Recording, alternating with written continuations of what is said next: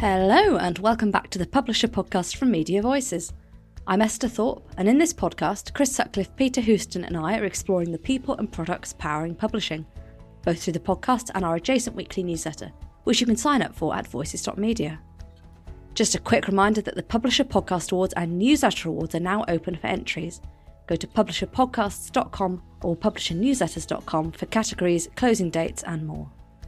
We're really pleased to have membership solution Memberful as sponsors for this season of the Publisher Podcast. Memberful is human first, not software first. So whether you're launching, growing or switching platforms, the team at Memberful are committed to providing exceptional support at every stage of the journey. Take control of your publishing business with Memberful. Visit memberful.com/publisherpod. That's memberful.com/publisherpod to get started with a free trial. This week I spoke to Tav Klitgaard, CEO of Zetland. He talks about the importance of designing products to address user needs and how that pays back in attracting paying younger audiences, as well as taking their subscriber-first business model to a new brand in Finland earlier this year. He also explains why audio has been such a pivotal part of making Zetland successful and what future he sees for video podcasts. Tav starts by explaining what Zetland is and who it serves, and how his role has evolved with it.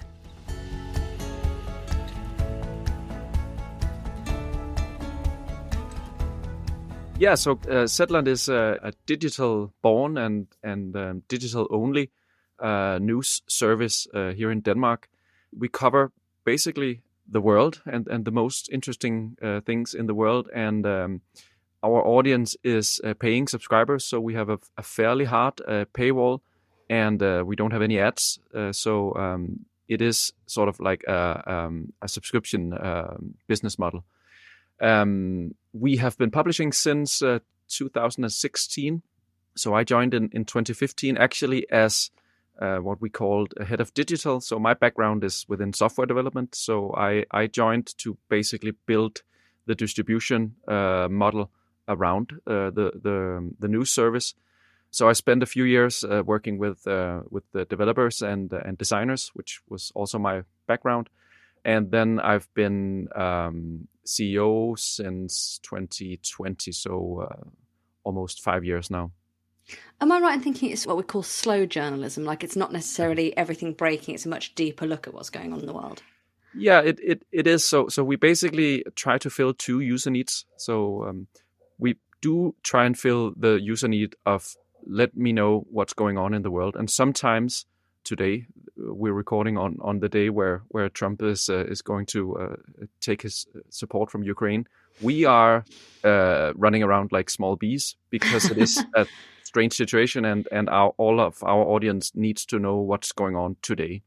So we never do like breaking news, but we do cover the most important things that are going on in the world. And today is one of those days that is really an important day. But usually on most days, the most important story can be about a climate change situation that has been building up over 10 years or 100 years. And so in that sense, it is slow news. So the one news user need we cover is, I want to be informed about what's going on in the world. But then the other user need, and there's a lot of user needs under those, is, inspire me. Inspire me to participate in the world and participate in society and make me understand that society is a part of me and I'm a part of society. I suppose when you're designing a news outlet almost from scratch, because you've not got legacy print or anything to worry about, what was the sort of product approach to address those user needs? How were people wanting to consume news at that point? Yeah, so that's something that obviously never ends. But we were fortunate enough to sit down in 2015 and really think about what is a news service. What is it actually that people want? And what we could see was that there was, now this is now 10 years ago, but some of it still is true, that there is a tendency to among legacy news providers to think digital means speed. Because that was in the beginning the great thing you could do about digital news. Wow, then you don't have to wait till the next morning to bring in the paper from the mailbox and read it. And that led to strange business models that were dictated by advertisers and that led to clickbaits, and that led to short articles. Everything got very short and very quick. And our analysis back then, and still is that that's not really what people need or want. And more importantly, that's not really what people are willing to pay for. So fast news and raw information is in our analysis not something that is that you can build a business model on, or the only business model you can build on that is an ad-based business model. And when we talk about serious news, there's so many issues when you think about ads and what they do to the user experience, and also to whatever ethical dilemmas that you might end up in. And so the analysis was basically that people are interested in paying for something that they really relate to, and that feels like it's a friend taking them by their hand and telling them engaging stories about the world, because the world is super interesting. You don't have to make it blink in yellow colors to make the world interesting. It is actually super interesting. You said you've got quite a hard paywall. How do you bring people in if they're maybe not as familiar with the brand, or just come across your site or a piece on your site? Yeah, it's definitely also not really true that we have a hard paywall. Okay. But because of course, as every subscription service, we need to have to give people a taste of what it is. So we are a freemium product, so you can kind of try it, and then we have a dynamic paywall. So we figure out when it is time for you to start paying. But the reason why I'm talking about the paywall is that it's very important for us to have no ads, and that means that everything that we have in front of the paywall basically has one target, which is to make people understand that this is a different type of newspaper, and that it is something that they could make into a habit in their daily lives, and that's what we want people to do. It's also both from a economic, financial viewpoint, but really also from an impact viewpoint. We want to be close to our audience and want to be a part of their daily life. And possibly a daft question given that the business is still here, but can a business be sustained purely on subscriptions? Very much so. I think we've been profitable since 2019, and I think that the future, at least in a very small language as the Danish, there is no business model for ads. And if you think about why are we financing news via ads, it has only like historical reasons, and the historical reasons are because of technological reasons. So back in the days when the printing press was kind of the secret sauce that newspapers had, well, then it made sense to say, okay, so we might as well, now that we have some eyeballs on these articles, we might as well put in some ads, because that's the only way that advertisers can get out to the audience. That is just no longer the case. And really, if you think about it, it's not really a very good relationship, in my opinion, that news has with ads, because what we're selling is basically attention to advertisers, and that's absolutely not what people want to buy. Before I get into the audio, because I could talk about podcasts and audio forever, you've recently launched in Finland. I'd love to hear about why and how that's going so far, because I think you're a couple of months in now. Yeah, so we're actually in 1.5 months in, and it's going amazingly. It's really working much better than we had even dared to hope. The reason why we wanted to try our service in Finland was, I come from software development, and whenever we see a product market fit, we are thinking, okay, how do we scale this?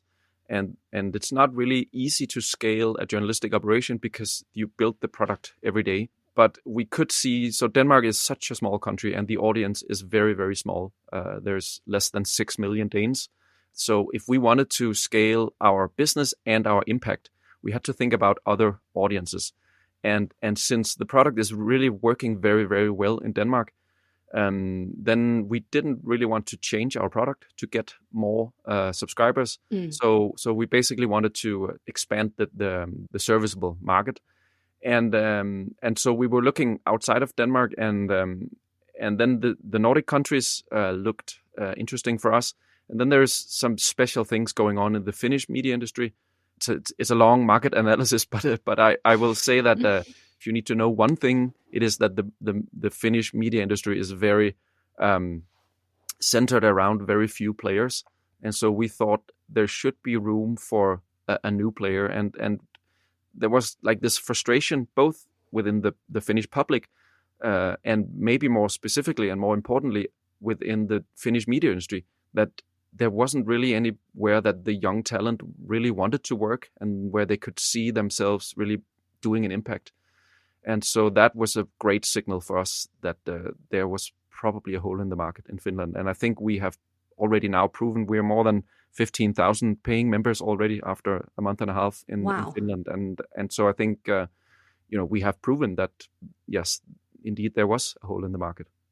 If you've got a sort of audience breakdown, is that attracting quite a lot of younger paying subscribers? Yeah, so in Denmark, it's about 45% of our audience, which is in their 20s and 30s. And it's not quite the same in Finland. They're a little bit older, which also has to do with that we had to basically set quite a high price. And we're only so far selling annual subscriptions, which means that it's actually, to be honest, a lot of money for a 23-year-old to pay 135 euros. And so at the moment, they're a little bit older than they are in Denmark, but we also do have a very young audience in Denmark. It's one of the things that I, impact-wise, am most proud of, is that we have been able to build a product that makes sense for a young audience to pay for. Which is where audio comes in. And I'd love you to talk me through your journey with audio, because I think there's been a couple of inflection points around the pandemic as well that I'd love to sort of hear about. Yeah, I think actually, from the get-go, we were very excited about audio, basically just because within the founder group, we were so we work a lot of hours per day and we look into our screens. Basically, when we're off and want to consume news, we don't want to look into a screen. And so audio was very easy for us to imagine a world where we would listen to the news. But this is now, 8 or 10 years ago, and nobody did it really successfully. So back when we launched in 2016, we were doing text and images on the internet. But then our members, as we call our subscribers, they started actually telling us the same things that we had already thought. I really want to consume your content, but I don't really want to look into my screen. So either they were saying, well, I'm actually missing the paper. But then some of them were also saying, what if I could actually, hear it while I'm in my car on my way back from work? And so we started experimenting. And the first thing we did was to basically do, I think 5 or something, pilot articles where we would basically go into the studio and read the manuscript. And then we spent 2 hours building an HTML play button, which didn't really work at all. And then we launched it, and then we looked at the numbers, not really expecting anything. And then we were just, immediately taken aback by, I think at that point it was maybe 10 or 20% of all our users who actually clicked the play button. And then what's even more amazing is that then the day after, they clicked it again, which is amazing, right? When you build such a bad product, it really worked very it's a mess to play back audio in a internet browser. So it was a very bad product. But even though it was bad, people were using it. So that really told us, okay, there's something here. There is a need here. And then we, back in 2017, built a new product vision, which was that Zetland should be as consumable via audio as it was via text. And that was, at that point, something that was mind-blowing to ourselves, because that means now, are we then a radio station, or what? What are we actually? And for our journalists, it was a big shift in the way that they thought about their stories. And then in the middle of 2017, we launched our audio apps, which we also technically, again, audio in a browser is a mess. So we had to build native apps for it.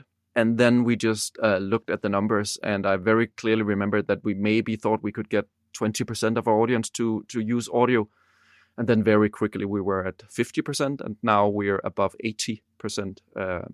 So we basically tell our audience that, we produce the content, but the way you consume the content is up to you. And sometimes it's actually dependent on your situation. If you're in your car, you obviously cannot read. If you're at home in the evening and you're sitting in your armchair and you want to just scroll a little bit, well, then you can read it. So it's basically up to you. So everything we publish is both in text and in audio. Many of our articles or stories are still, manuscript first, and then we do an audio version afterwards. But nowadays, because it's such a big part of our DNA now, and it's what most of our paying members, they prefer, then we also do a lot of audio first. It's interesting that workflow of the journalist writes the story and then reads it out. Have you ever considered, I know there are other publications that do sort of AI tools that will just read the article. Is there a sort of value on the journalists themselves reading it? I think so. And that's also, when we ask our members, that's very, very important. So for us, our basic product vision is that we want to create a human product. And that's, it's very easy to say and very hard to do, because what does that really mean? But it means that we really spend a lot of time thinking about, both in our technical distribution channel, that it has to be human. It has to feel like someone is actually has a human intent to tell me something or to, make me understand something. And that is just a very, very basic user need that we are fulfilling. So if you have that thought, then it's not hard to really understand that, okay, but if we brought in, in the beginning, we would hire voice actors. And then we quickly realized, so what they are doing is that they're so great at reading a manuscript that it almost sounds like a robot. It's too perfect. And really what we need in our product is not to be perfect, because perfect is what a robot does. So if you ask an AI voice to create an audio file out of a manuscript, it will be perfect. But the thing is that that's not what we want. We don't trust perfectness. We trust the human cracks in the product. We don't trust concrete and glass facades. We trust buildings where we can see that real lives are being lived. And so that is the product that we want to build. And that's also why we're never saying that we read the articles. We always tell the articles. And there is a huge difference. That's really interesting.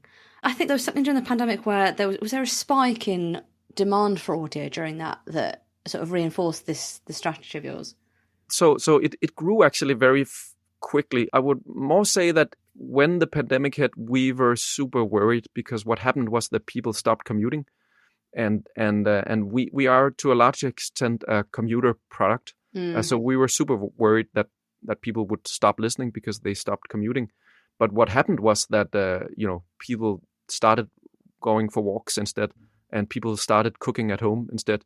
So there was definitely not any problem with demand there. The habits changed a little bit, and we could see that in our daily patterns. But there was no. It wasn't actually like there was a spike, but it was just a very continuous growth. And I think it was at that point that we reached the 80%, which we are still at now. It makes also a lot of sense that sometimes you don't want to listen, sometimes you want to read, and I think we've been at a very stable situation with regards to consumption since then. Yeah. Does the majority of that listening happen within the app now? Yeah, by far. So listening, as I've said a few times before, via a browser is just not going to cut it, because you want to use the home screen. And you want to use Apple CarPlay, or there's you're competing against FM or DAB or whatever radio within cars, for instance. You're competing against whatever setups people have in their homes when they cook. So it really has to be super, super easy. So the thing I've learned also as a product manager within tech is, when you're working with text and images on the internet, people are actually very forgiving. So you can create a design where the font is maybe 1 or 2 points too large, or the images are not, super great quality, and people will be forgiving because the article is great. But that's not what's going on within audio. People are super, super unforgiving because if it doesn't work in their car, well, they're just going to switch on the FM radio instead. So we've had to do a lot within the digital product development because you have to understand that we're competing against FM radio, but also Spotify and some really big players. Yeah, I assume a lot of the audio articles, they're not available in Spotify. Are they very exclusive to your ecosystem? Yeah, so again, because our business model is subscriptions and we do have members, our play is really to be a destination platform. And that means that we need to kind of, not be available on a lot of other places. We do use Spotify and other RSS channels to basically as a marketing channel. But we've also found that, the user experience that people often think that they want. Okay, I'll listen, I'll play something from Zetland, and then the next thing is something from BBC, and then I'll play something from DR. It's actually not a super great user experience, at least if you want to understand what you're really listening to. So our intent is to get people into our app and to then use whatever autoplay or whatever that they can use in our app. And again, it's not because we make money the more article people consume. So again, there's no ads and there's no reason for us. The only thing that is valuable to us is to give people a great experience. And it turns out that people get a great experience if they actually understand the article that they're listening to. And we've found that it just works much better in our own app. And again, that's also our business model. We need to get people to consume via our own channels because that's where we control the business model. Yeah, it's habit building as well, isn't it? If you're on somebody's home screen and they listen every day, they're much less likely to cancel their subscription. Yeah, I mean, it's both from a business perspective that obviously we need people to choose our red logo instead of Spotify's green one when they are about to get into their car to drive to the university or whatever. But it's actually also, because of the user experience. So I'm a great advocate for the value of an awesome user experience. And because we want to design a user experience that really fits our content, that's what we have done in our app. Spotify has a lot of other things that they're aiming towards, and that's all good, but that's their product. Our product has to be a wonderful combination of the technology that we feel is human and the articles that we feel are human. Yeah, I think it's an idea that, other publishers, I think you've got the New York Times have gone and developed their own audio app. The Correspondent has had an audio app for a while that, if rather than being completely vulnerable to sort of, Apple and Spotify's whims, actually you build your own ecosystem in your own habit and keep users where you can see them. Yeah, but for me, that's totally obvious. And again, if you look back 20 years, that's what happened on Facebook, right? When newspapers just thought, oh, wow, there's an awesome distribution channel here. Let's just put all our content on Facebook. And then what happened? Then you're not in control, which means things go awry. And then it's Facebook's business model. And that's definitely not a place that we want to be. And then I agree. That's what we're seeing now. More and more people, since we also license our distribution technology to other publishers, we've seen a lot of new interest also after the New York Times published their audio app, because everyone is thinking, I want an app like that. And then we are saying, well, you can buy it from us. You said about you got products that were audio first rather than sort of audio based on the articles. What do those look like? Are those sort of podcast or narrative style audio? Yeah, what do those look like? Yeah, so everything we do, I would say, is narrative style, but we have a lot of different products, which is a point in itself. Sometimes we will do, for instance, simple news briefings. They do have a text version, but it's not really valuable as a text version, because then you would, if that was what you wanted, you would just go on whatever, Blue Sky or where BBC, whatever. But as an audio product, they are great because they will start your day. So you wake up, you go to your kitchen, you brew a cup of coffee, and then you press play on the first article in our app. And then what will happen is that we will tell you in 5 or 7 minutes, what goes on in the world, and then we'll take you into. So that's the information, and then we'll take you into the inspiration afterwards. When it comes to the feature articles, it's really a mix right now, but. For some stories, it makes a lot of sense to use a lot of real audio, interview audio, or even reportage audio. And if it makes sense for the story, that's what we do. So we have a lot of audio producers on the staff, and so we set up teams that are able to really produce really highly produced audio first articles. But then there are other stories where it just actually makes sense to write a really good manuscript and then go into the studio and not read the manuscript, but tell the story based off a manuscript. Then we have other shows who are maybe 2 persons or 3 persons in the studio, so it becomes more of a conversation. It's never what we call a blah blah podcast. So it's always scripted. But then, as you know, in the American, especially storytelling tradition, from This American Life or Planet Money or what have you, there's a version of that where you really spend a lot of time to make it sound like there is no manuscript. Because one of the things that we really, really promise our audience is that we will never waste their time. That means that everything is highly scripted and highly curated to not, we would never publish something that took an hour. We know that the optimal time is about 20 minutes. Yeah, it's that commuting time. I do love that blah blah podcast. I think I'm going to start using that. Well, I mean, to be honest, there's just a lot of blah blah podcasts out there, yeah. and those can be all good, but they're for different needs than our audio articles. Yeah.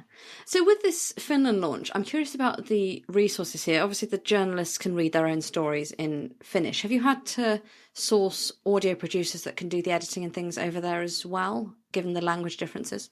Yeah, so it's a very different product also in Finland. And so you cannot rely too much on freelancers. You need to bring people in, really train them, really build a culture around what is it that you're trying to do. But we've basically built a full newsroom and also with audio producers in Helsinki in Finland. And so that's also why I'm saying that our product is a very hard product to scale, but we can replicate it. And that's basically what we're doing in Helsinki. So we have about 25 people in our newsroom up there, while we're about 65 in Denmark. So they're far less than us, but that's also because we do all the technology and other things from Copenhagen. But we've basically built up a newsroom that can work sort of like we're doing in Copenhagen. And so far, it really works very well. And the journalists and the producers are saying the same things as people are saying in Denmark, that it's a very different place to work than other more legacy news outlets, and they love it. I mean, audiences vote with their money, right? So if you've got that many subscribers already, it must be doing something right. Yeah. I would agree. It's really been quite an overwhelming welcome by the market.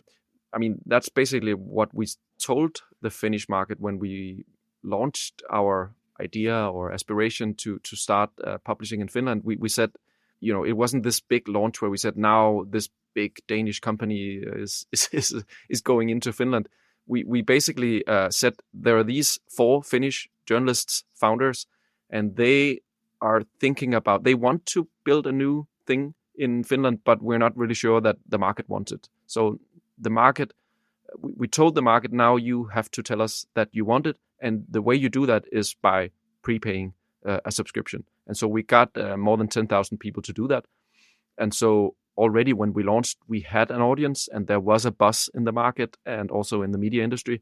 And so that helped a lot. And I think basically explaining to people, this is actually a valuable product and it's very expensive to do. So it's not enough to tell us that you want it. You also basically have to put in your credit card details and send us 120 euros. We did mention platforms earlier. I'd love to get your take on video podcasts or audio with video, which is basically just a video. Is that something you're experimenting with? Is that something you see demand for? Yeah, you can just see that in the numbers. The number of people who are using YouTube as a podcast platform is quite overwhelming also in Denmark. Not as much in Denmark as in the US, but yes, we are definitely learning to do it also in Denmark. It's interesting. It's a great way. So again, coming back to our we want to build a human product, and sometimes it really works to be able to look people in the eyes, and to also use your eyes to decode that this is a real human being. Sometimes audio is just so much better than text, but video is actually even better. The problem with video is, of course, that you have to use your full attention. Um, but I think that vodcasting is very valuable because you can basically put it on as a podcast, and then you can go around do other things, and then once in a while you look at the screen, and then you see a real person talking to you, and sometimes even looking you in the eyes. And I think that's a wonderful experience. So that's obviously also an experience that we want to provide. I will say that we've been experimenting with video in our own platform for 5 years, and we haven't really been able to make that work. It's basically not something that people expect from our platform. So far we are mostly using video on other platforms that are on. So that could be YouTube or Instagram but yes, YouTube is a super interesting place for us to also, basically as a marketing platform. Because you don't want to give too much away for free on a platform. No, I mean, we're actually not so worried about giving too much away for free. It's just that if we don't build the habit of that people understand that we're much more than this entertaining show that you came in on, we're actually also, the daily information. That if we don't manage to make people understand that, well, then they will never pay for us. So that's kind of what we have to make them understand, that Zetland is a curated package that will fill more user needs than just entertainment or just this story that is being hyped on social media. And it seems to be really working for us also among, for a younger audience, to really make them understand that the value of curation, the value of just having one app where you can trust us to not waste your time. And if you have 30 minutes per day, that's great. If you have an hour per week, that's great. Sometimes you maybe only have an hour per month, and that's still great. We will still provide more value than the cost of the product. Well, it also proves everything people say about, young people don't pay for news. Well, actually they do if it's right for them. Obviously. To me, that's just such an obvious. I mean, I do agree that there's something in the numbers that should be worrying.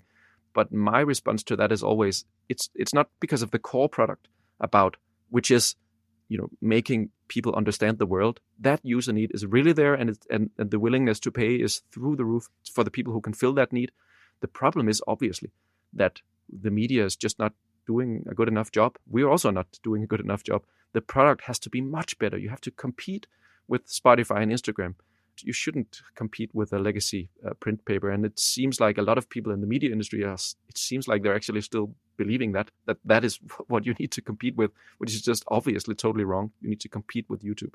Yeah, that's a depressing thought. I'm still not convinced that the desire to pay for news comes until you're a little bit older anyway. It's like you say about Finland, and you've got that slightly older audience that've got that expendable money to spend on a news subscription. I would definitely, in a country like Denmark or Finland or the UK, our problem is Finland now is that we ask people to pay for a full year.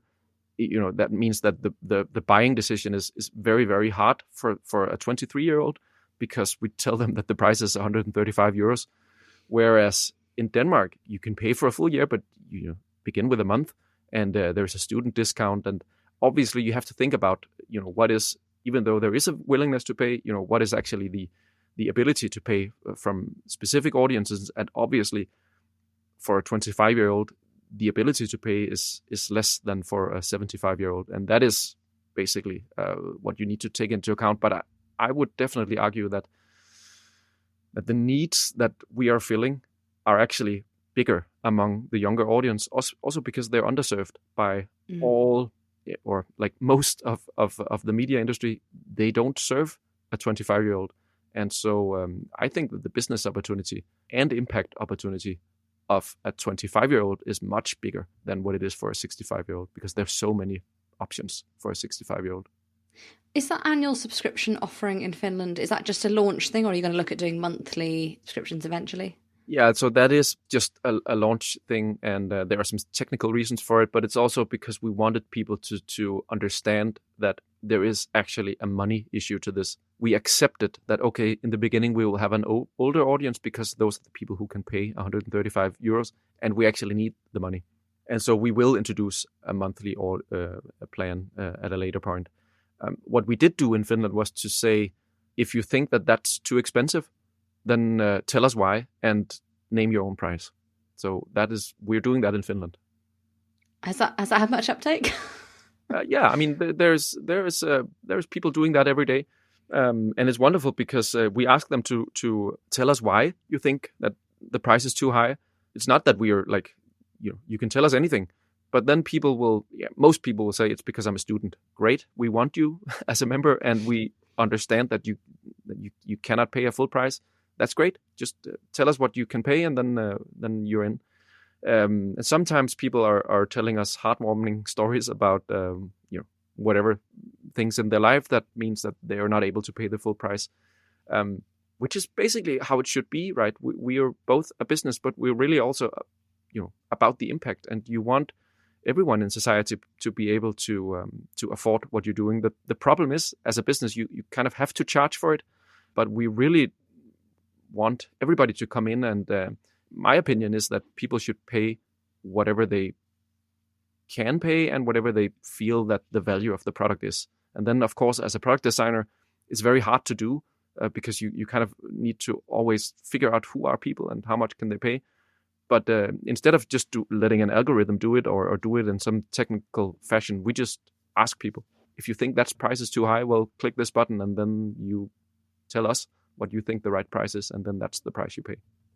Talking of subscription and pricing, we've had publishers like The Economist and Tortoise that have actually segmented off audio-only subscriptions. So you can either pay to access the whole of The Economist, which is not very cheap, or I think it was $4.99 a month in this country. You could get just their podcasts. Yep. Is that something you considered doing, or are they much more tightly bound together, and you wouldn't sort of want to separate them off?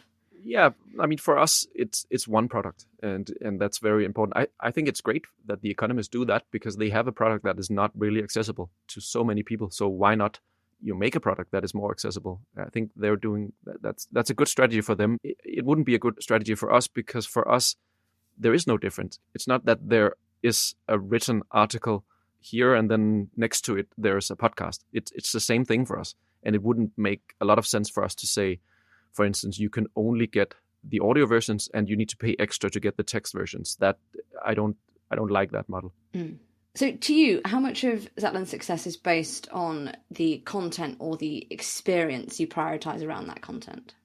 For me, it's just super important to also inspire other publishers to think about really the digital user experience. And it might be because that's my background.